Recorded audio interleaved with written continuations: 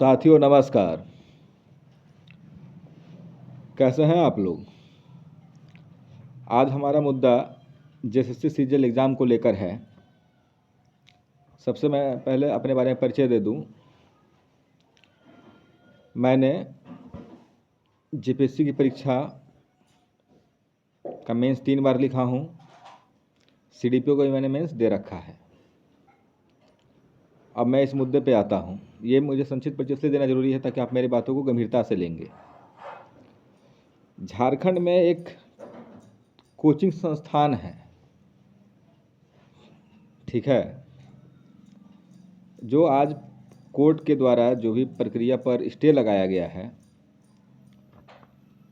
उसके संबंध में वो काफ़ी मिठाई बांट रहा है और लोगों को इस बात का भरोसा दिला रहा है ये परीक्षा रद्द हो जाएगी। हालांकि माननीय उच्चतम न्यायालय इस पर क्या निर्णय देंगे ये मैं उन पर छोड़ देता हूं। उस पर मैं कोई टिप्पणी नहीं कर रहा हूं, लेकिन मैं मुद्दे पे बात कर रहा हूं।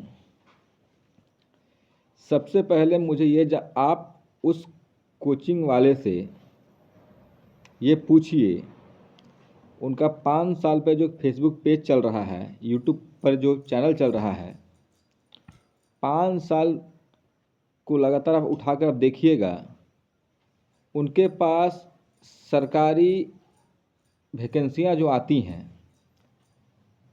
तो विद्यार्थियों के पर सूचना पहुंचने से पहले ये सूचना उनके पास पहुंच जाती है। कौन सा विज्ञापन कब आएगा, कब रिजल्ट जारी किया जाएगा, कब प्रक्रिया आगे बढ़ेगी। तो हमारा सवाल मुख्य रूप से इस बात को लेकर के है कि ये सूचना उनको कौन दे रहा है। कौन ऐसा व्यक्ति है जो इन सभी मामलों से उनको समाज में या सोशल मीडिया में या सरकार के द्वारा घोषणा से पूर्व इस बात की उनकी जानकारी हो जाती है। ये एक बहुत बड़ा विषय है गोपनीयता का, जो मैं आपको आज अवगत करा रहा हूं। आप 5 साल पीछे चले जाइए, उसके हर एक पोस्ट पर कब कौन सा विज्ञापन निकलने वाला है, कब कौन सी बहाली प्रक्रिया आगे बढ़ेगी, कब कौन सी एग्ज़ाम होगा, ये चीज़ की जानकारी उसे समय पूर्व कैसे हो जाती है। पहला बात, क्या ये गोपनीयता का भंग नहीं है? दूसरी बात कि जो अभी सीजीएल का मुद्दा इतना गरमाया हुआ है, कोर्ट ने स्टे लगाया है। कोर्ट ने ये कहा है कि आप जांच प्रक्रिया से गुजरिए, हमें अपना रिपोर्ट सौंपिए, उसके बाद हम इस बात का निर्णय लेंगे कि आगे क्या करना है। ये बिल्कुल उचित है। हम भी चाहते हैं ये प्रक्रिया से गुजरे और साफ सुथरा बहाली हो, लेकिन इस व्यक्ति पर मेरा इतना ही सवाल है कि इसे किसी भी चीज़ों की जानकारी पहले से कैसे होती है। ना पहले अखबार में 2 दिन बाद आता है, विज्ञापन बाद में आता है, तो ये जानकारी उसके पास कैसे पहुंच जाती है। बात इस बात का है। ये व्यक्ति पूरे चुनाव में आपने ध्यान दिया होगा कि एक राजनीतिक दल का घूम घूम कर गांव में समर्थन करके वोट मांगा इस व्यक्ति ने। ठीक है, ये आपका व्यक्तिगत विषय है, आप किसी पार्टी से जुड़े हुए हैं, आप लोकतंत्र देश में रहते हैं। हमारे देश में ये व्यवस्था है कि आप अपने अधिकार का प्रयोग किसी देश के हित में, किसी पार्टी के हित में कर सकते हैं, इसमें कोई मनाही नहीं है। लेकिन मैं आपसे एक और सवाल पूछना चाहता हूं।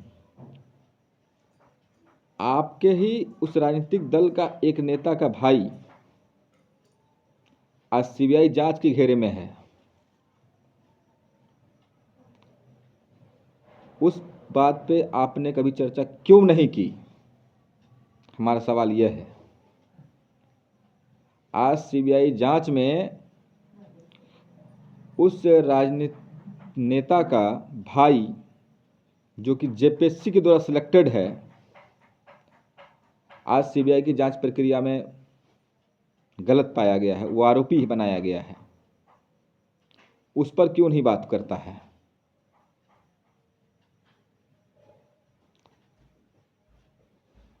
तीसरी बात है कि सीजीएल में जो बहाली प्रक्रिया चल रही है, इसमें बहुत से छात्र ऐसे हैं जो जेन्युइन हैं, जिन्होंने अपने मेरिट के दम पर डॉक्यूमेंट वेरिफिकेशन लिस्ट में नाम दर्ज करवाया है। उसका गवाह मैं खुद हूं। अब आप एक बात को बताइए, कोर्ट अपना काम कर रही है, आयोग अपना काम कर रहा है, फिर छात्रों को बरगलाने का क्या मतलब है? आपको मैं बता दूं, जो ऑलरेडी शॉर्टलिस्टेड हो चुके हैं, मेरी बातों को गंभीरता से सुनेंगे। जेपीएससी के चेयरमैन ने जेएसएससी के चेयरमैन ने पहले भी एक प्रेस कॉन्फ्रेंस किया था और सारी प्रक्रियाओं को विस्तार से बताया था कि किस आधार पर परीक्षाओं का आयोजन किया गया है। 2 दिन पहले जेएसएससी के सेक्रेटरी ने फिर से एक प्रेस कॉन्फ्रेंस बुलाया और उसमें उन्होंने यहाँ तक बताया कि 2145 बच्चे झारखंड के निवासी हैं जो इस परीक्षा परिणाम में शॉर्टलिस्टेड किए गए हैं। तो जब कोई आयोग का एक सेक्रेटरी, चेयरमैन जैसे बड़े बड़े संवैधानिक पद पर बैठे हुए व्यक्ति जब प्रेस मीडिया को संबोधित करते हुए बता रहे हैं कि सब कुछ सही रहा है, उन्होंने एक बात और कही है कि जो भी इनके द्वारा प्रूफ दिया गया है वो एडिटेड है, उसमें सुबह का टाइम को शो किया जा रहा है और जैसे सेक्रेटरी महोदय का कहना है वो एडिटेड है, उसमें माइक्रोस्कोपिक जांच की गई है और उसमें जो टाइमिंग दिखा गया है वो शाम का बताया गया है। या आप प्रेस कॉन्फ्रेंस का वो वीडियो क्लिप सुन सकते हैं, मैं अपनी बातें कुछ नहीं बोल रहा हूँ। अब मैं मेन मुद्दे पे आता हूँ।